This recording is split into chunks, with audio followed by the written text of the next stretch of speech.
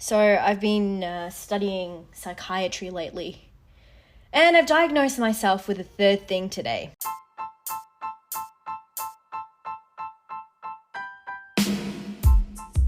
Hey, what's up guys? It's Hafsa Slayman and you're listening to Confessions of a Doctorholic, and I've been reviewing psychiatry. Partly because I'm not fond of it, so it's infinitely more difficult, and partly because I feel like it's quite short, so if I finish it, that's something that I can cross out the list. And partly because I'm absolutely rubbish at remembering all the common sense terms. So, I'm thinking about the defense mechanisms right now, like acting out. It makes sense, but not in my head. It's so frustrating. Anyway, so I was reading one of the pages today and Tourette's syndrome popped up, and it makes sense. I've got Tourette's syndrome, despite the fact that I'm not less than 18 years old. I'm actually 25 years old, but it just makes sense. I feel like this is the missing puzzle of my entire life. This explains me.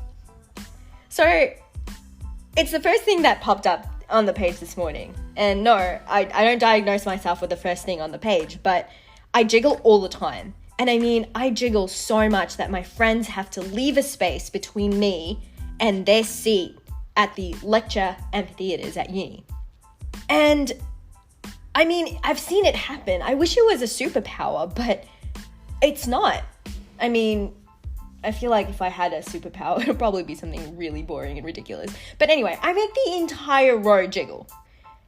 And I try to explain myself. It's like, I do it when I'm concentrating or when I'm stressed, but I feel like it's exercise, right? We can take this positively. I just move my leg too much. Anyway, so I make the entire row jiggle. I'm also accused for giving people nasty handwriting. But if you think about it, med students don't have nice handwriting anyway. Or at least when you're stressed, when you're writing in an exam, you have to write really fast. So you can't possibly have nice handwriting. Do you know of any doctor that has nice handwriting? Please let me know, because I don't. And it's exercise, right? So there's brownie points for that too. Anyway, I've got another tick as well. I keep biting my tongue. It sounds like it's painful, but it's really not. If you imagine yourself chewing a chewy, that's kind of what I do. And I've been denying this for my entire life, despite being teased multiple times. But I was recording a video for my YouTube channel, and I realized that when I'm concentrating and not recording, I actually do it. It's been confirmed. Like, the video was right in front of me. There is no way I can deny it. Anyway, it's been stressing me out. The number of diagnoses, I don't know what the plural of that is, but the number of diagnoses that I've been making, and they make sense. I don't know, they just do.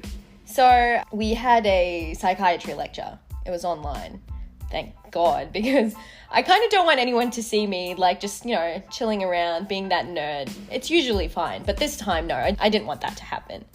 So we had a psychiatry lecture, and I waited till the lecture was done, and then I sent them a private message. You know how you can send a message to everyone, kind of show them, oh, hey, look at me, I'm so smart.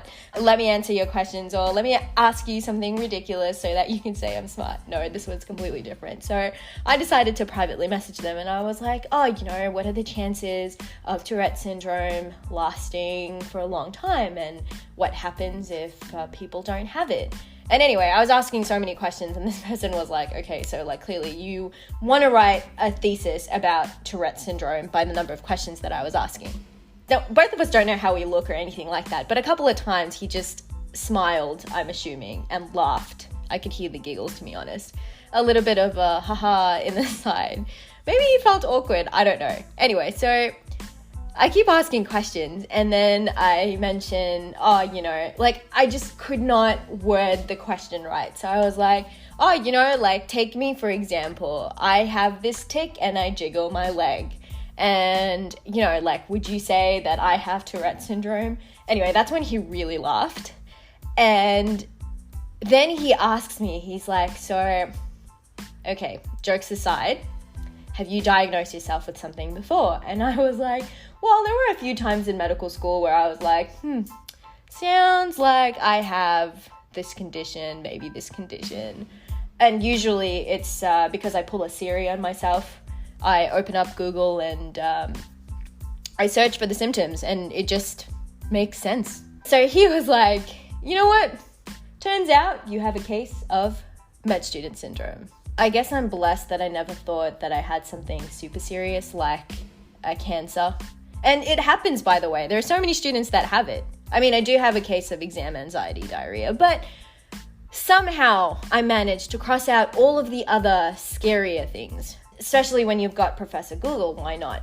So I actually looked into this, and it turns out there are so many students who go into the medical field, or sometimes students who go into medical school, that do actually think that they have a condition, and it's a bit to do with their psychology. I'm saying it really poorly, but you kind of imagine that you have those symptoms. Like, you're reading about those symptoms, and then suddenly, oh my God, your heart beats moving fast, and oh my God, you've noticed this, this, and this. You certainly have this serious condition. Med student syndrome is where med students think they've got a condition that they're studying, and it's also called intern syndrome, second year syndrome, third year syndrome. So many people call it different things, but basically, when you're studying a condition, you start imagining that you've got the aches and the symptoms of that condition.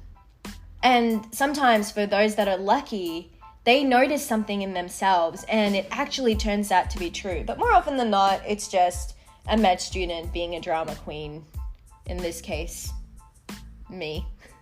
Not ashamed to admit. Anyway, I may have wasted this lecture's resources, but I'm fine. And I want to know, have you experienced med student syndrome? Tell me some of the strangest conditions you've thought you had. And were you ever right?